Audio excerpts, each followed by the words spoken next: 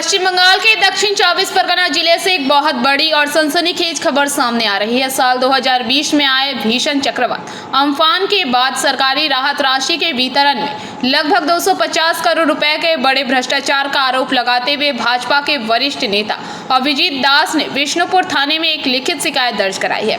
इस शिकायत पत्र में डायमंड हार्बर के तृणमूल कांग्रेस सांसद और राष्ट्रीय महासचिव अभिषेक बनर्जी के खिलाफ भी एफआईआर दर्ज करने का आवेदन किया गया है। राहत वितरण में भारी गड़बड़ी और कटमनी का आरोप भाजपा नेता अभिजीत दास ने विष्णुपुर थाने के आईसी और डायमंड हार्बर के पुलिस अधीक्षक को सौंपे गए अपने शिकायती पत्र में कई चौंकाने वाले दावे किए हैं। शिकायत में कहा गया है कि पक्के मकानों को दिखाया क्षतिग्रस्त। अम्फान चक्रवात के दौरान जिन लोगों के पास पहले से मजबूत पक्के मकान थे उन्हें कागजों पर क्षतिग्रस्त दिखाकर सरकारी खजाने से मोटी रकम आवंटित की गई। एक ही परिवार में कई लाभुक नियमों को ताक पर रखकर एक ही परिवार के कई सदस्यों के खातों में राहत राशि भेजी गई, जबकि असल प्रभावित परिवार आज भी मदद के लिए भटक रहे हैं। पुलिस सूत्रों के अनुसार भाजपा नेता द्वारा सौंपे गए शिकायती पत्र को स्वीकार कर लिया गया है और मामले से जुड़े सभी दस्तावेजों और तकनीकी पहलुओं की बारीकी से जांच की जा रही है। राजनीतिक जानकारों का मानना है कि इस मामले को लेकर आने वाले दिनों में राज्य की राजनीति में बड़ा भूचाल आ सकता है। আমাদের এখানটায় 2018 সালে কোনো পঞ্চায়েত নির্বাচন করতে দেওয়া হয়নি।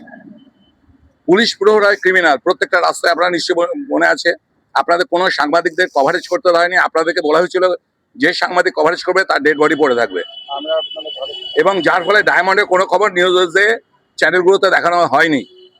আমরা হাইকোর্টেও কেস করেছিলাম এবং লাস্টে সুপ্রিম কোর্টে গিয়েছিলাম।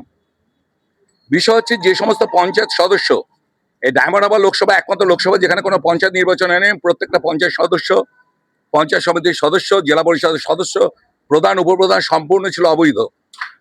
সে অবৈধ পঞ্চায়েত সদস্য, জেলা পরিষদের সদস্য এবং পঞ্চায়েত সমিতির সদস্যরা এই মাননীয় সাংসদ, ছাপ্পা ভোটে জেতা সাংসদ অভিষেক ব্যানার্জির কৃপায় কোটি কোটি টাকা দুর্নীতি করেছে।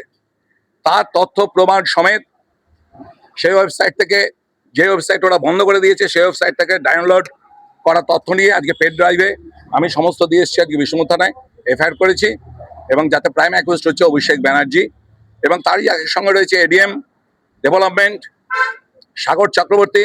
তৎকালীন যত বিডিও ছিলেন সেই বিডিও বিষ্ণুপুর 1 এবং 2 এর তৎকালীন প্রধান উপপ্রধান প্রত্যেকটা অঞ্চলের, তার সঙ্গে পঞ্চায়েত সদস্যরা, সমিতির সভাধিপতি, সমিতির সদস্যরা, পঞ্চায়েত সমিতির, জেলা পরিষদের যারা এখানকার রিপ্রেজেন্টেটিভ ছিল তারা, এই প্রত্যেকের নামে আমি আজকে এফআইআর করেছি এবং প্রাইম অ্যাকিউজড হচ্ছে অভিষেক ব্যানার্জি। কত টাকা এই টোটাল ডায়মন্ড হারবার লোকসভা জুড়ে এই টোটাল টাকার পরিমাণ হচ্ছে 2,38,000, দেখি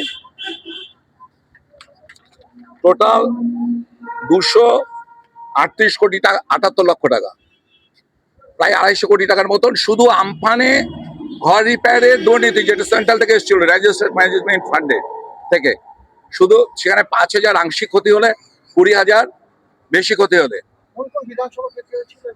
এটা টোটাল ডায়মন্ড হারবারের সমস্ত বিধানসভা করা হয়েছিল। প্রত্যেকটা থানায় এফআইআর করা হবে। আজকে প্রাথমিকভাবে শুরু হলো বিষ্ণুপুর থানায়, যেখানে বিষ্ণুপুর 1 ও 2 ব্লকের দুর্নীতিটা নিয়ে আমরা এখানে করেছি। যেখানটায় আপনার বিষ্ণুপুর 1-তে আপনার টোটাল এখানটায় ফান্ড রিলিজ করেছে 25,80,20,000 টাকা এবং বিষ্ণুপুর 2 হচ্ছে 32,05,95,000 টাকা। তো একদম পরিষ্কারভাবে অভিষেক ব্যানার্জি হচ্ছে প্রাইম অ্যাকিউজড পারসন। এই কারণে করেছি প্রত্যেকটাতে রেকমেন্ডেড বাই অভিষেক ব্যানার্জি, দেখতে পাচ্ছেন রেকমেন্ডেড বাই অভিষেক ব্যানার্জি। প্রত্যেকটা যারা আমফানের ফুললি এবং পার্টলি যারা অনুদান পেয়েছে, যার নাম দেখানো হয়েছে, আর কি অনুদান তো পাইনি কেউ, নাম যা দেখানো হয়েছে তাতে, যেমন ধরুন বিষ্ণুপুর 2 আমাদের ঘরের সংখ্যা হচ্ছে অফিসিয়ালি 31,000-এর মতো। Bureau report.